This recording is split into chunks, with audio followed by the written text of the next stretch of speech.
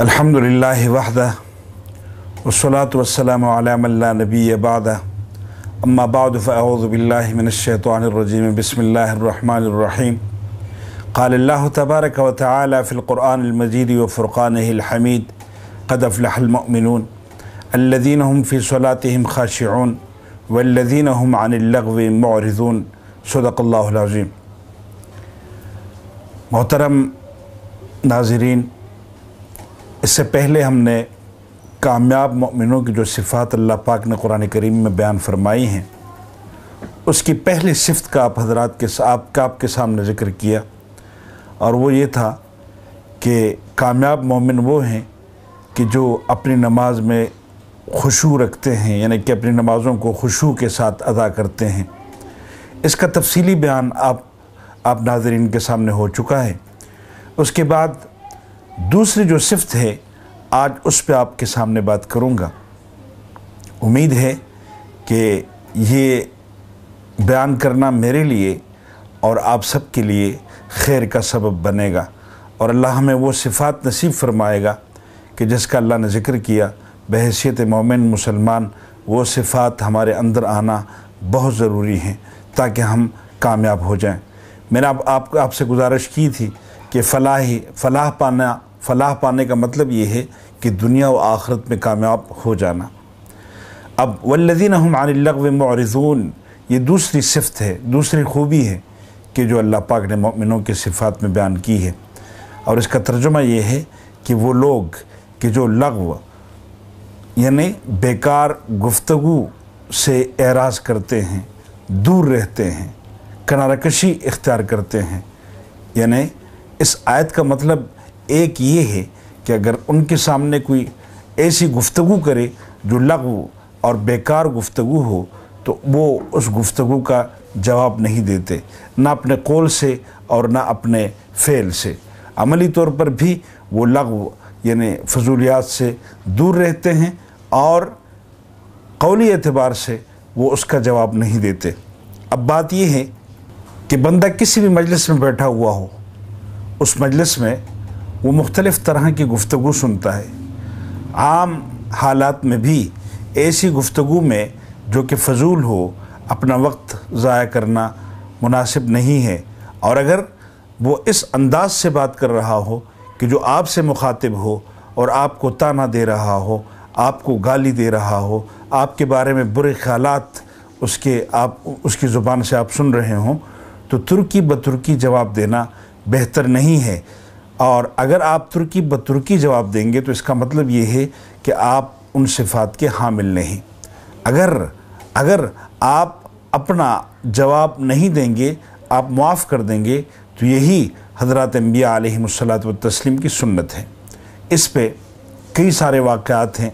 एक वाक़या मैं आपके सामने सुनाता हूँ। हज़रत शाह इस्माइल शहीद रहमतुल्लाह अलैह, ये बहुत बड़े आदमी थे। अल्लाह पाक ने इनसे दीन का बहुत बड़ा काम लिया, और बुनियादी तौर पर ये शहज़ादे थे, शाही ख़ानदान के शहज़ादे थे, लेकिन दीन की सरबुलंदी के लिए इन्होंने अपने आप को वक़्फ़ किया। और एक दिन ये दिल्ली की जामे मस्जिद में ख़िताब कर रहे थे।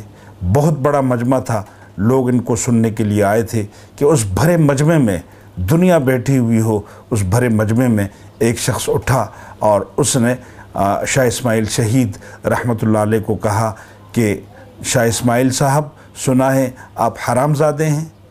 अब इस भरे मजमे में ऐसे लफ्ज़ का हज़रत शाह इस्माइल शहीद रहमतुल्लाह अलैह के लिए निकलना बहुत बड़ी ऐब की बात थी।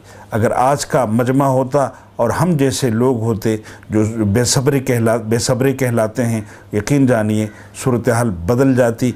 और वो जो मजमा था, वो तो ऐसा मजमा था कि जो इस बंदे को नोच के उसका तिक्का बोटी एक कर लेता।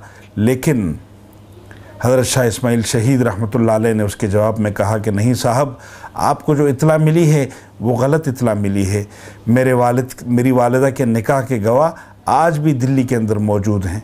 تو انہوں نے ترکی بترکی جواب نہ دیا، اور انہوں نے ایسے انداز میں ایسے بصیرت کے ساتھ اس کو جواب دیا کہ وہ شخص خاموش ہو گیا۔ تو یہ ہے صبر کا کرنا، یہ ہے کسی کی گالی کے بدلے میں آپ خاموشی سے اس کو ترکی بترکی جواب نہ دیں اور تانے کا جواب تانے سے نہ دیں۔ اگرچہ شریعت نے آپ کو یہ حق دیا ہے کہ اگر آپ سے کوئی زیادتی کرے تو آپ بدلے میں اتنا ہی اس کا بدلہ لو، اسی مقدار میں جس مقدار میں اس نے آپ کے ساتھ زیادتی کی ہے، یہ آپ کا شرعی حق ہے۔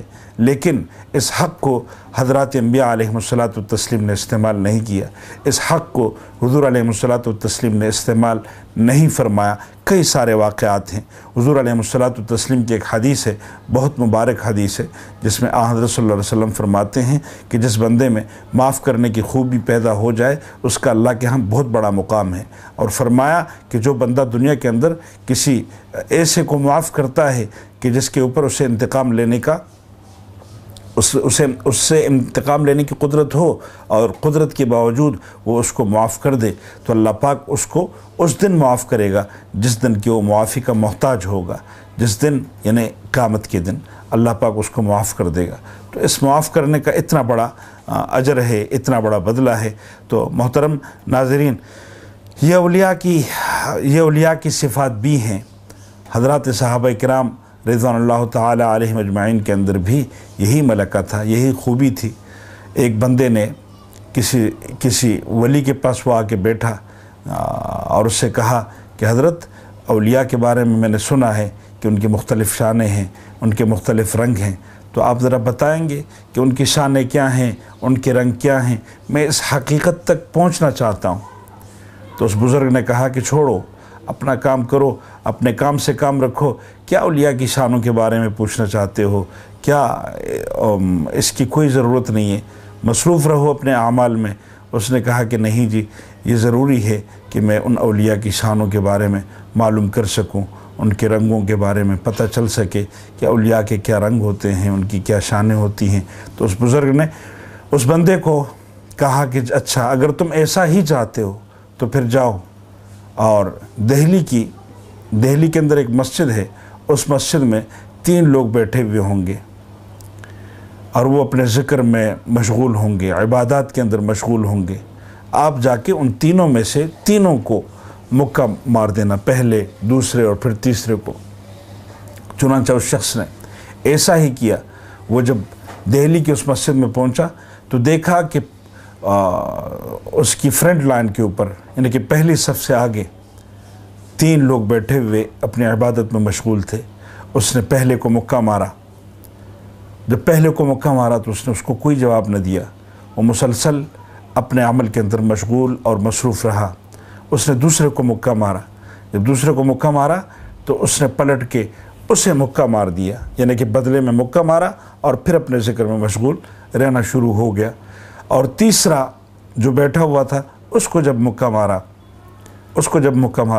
تو اس نے اس کے ہاتھ کو سہلانا شروع کر دیا۔ تمہیں لگی ہوگی، تمہارے ہاتھ کو درد تو نہیں ہوا؟ تو یہ انداز تھے۔ وہ شخص پرانے بزرگ کے پاس پلٹا جس نے کہا، جس نے اس شخص کو بھیجا تھا کہ دیکھ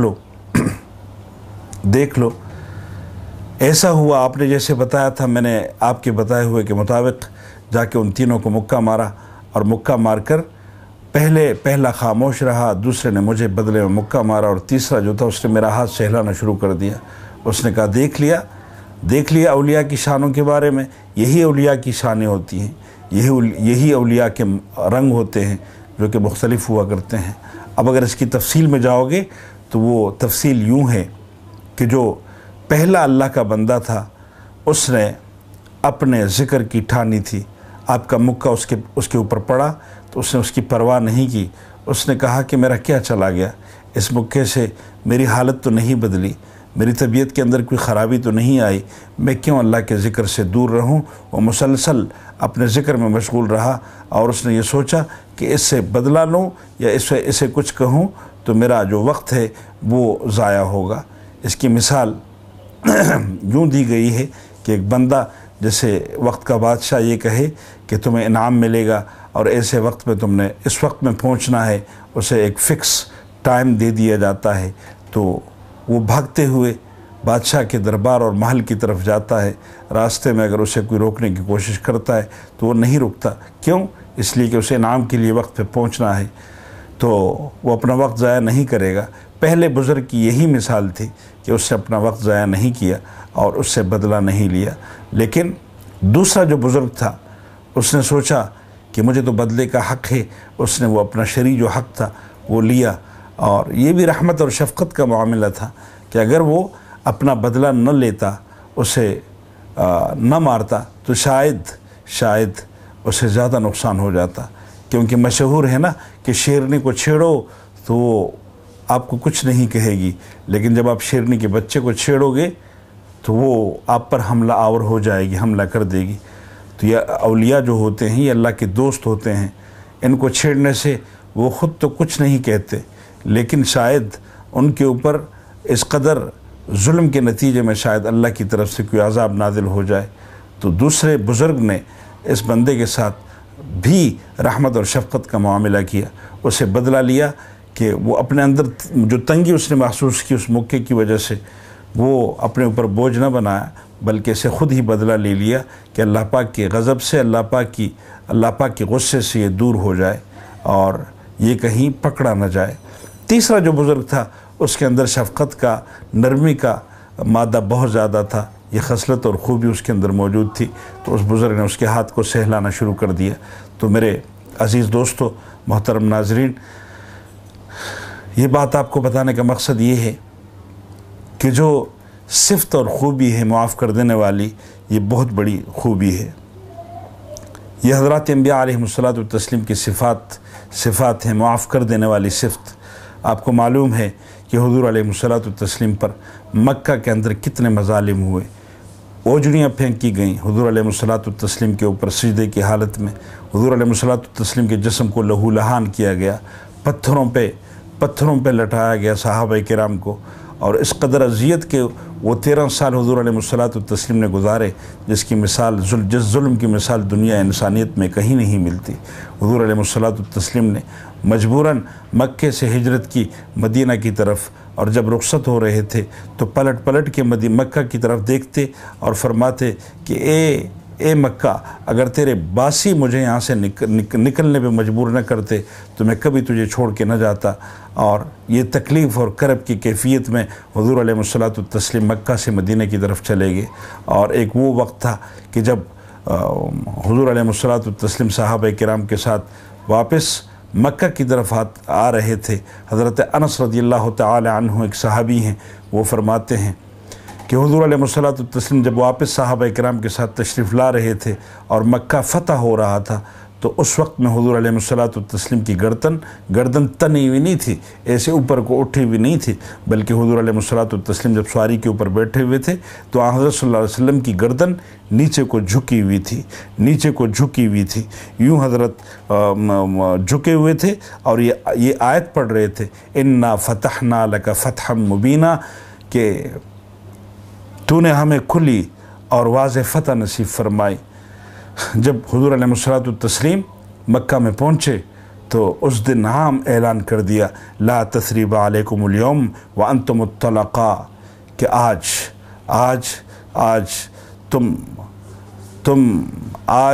तुम्हारे से, ला तस्रीबा अलैकुमुल यौम, आज तुम्हारे ऊपर कोई मुलामत नहीं है और तुम सब आज़ाद हो। हुज़ूर अलैहिस्सलातु वत्तस्लीम ने उस जुल्म का बदला नहीं लिया, बल्कि उन सबको माफ़ कर दिया। ये है ख़ूबी, ये है वो खसलत जो हज़रत अंबिया अलैहिस्सलातु वत्तस्लीम की ख़ूबी और खसलत है। तो ये भी वो सुन्नतें हैं जिस पर अमल करने की ज़रूरत है। हुज़ूर अलैहिस्सलातु वत्तस्लीम की बात सुन्नतों को तो हम सुन्नत समझते हैं, मसलन दाढ़ी रख ली, मसलन टोपी पहन ली, मसलन सुन्नत के मुताबिक लिबास पहन लिया, खुला वो उलमा और सुलहा का लिबास पहना, इन चीज़ों को तो हम सुन्नत समझते हैं। लेकिन इसके अलावा अपनी अमली ज़िंदगी में गाली का जवाब गाली से न देना, ताने का जवाब ताने से न देना, ये भी हुज़ूर अलैहिस्सलातु वत्तस्लीम की सुन्नत है। इन प्यारी सुन्नतों पर अल्लाह हमें अमल की तौफ़ीक़ अता फ़रमाए।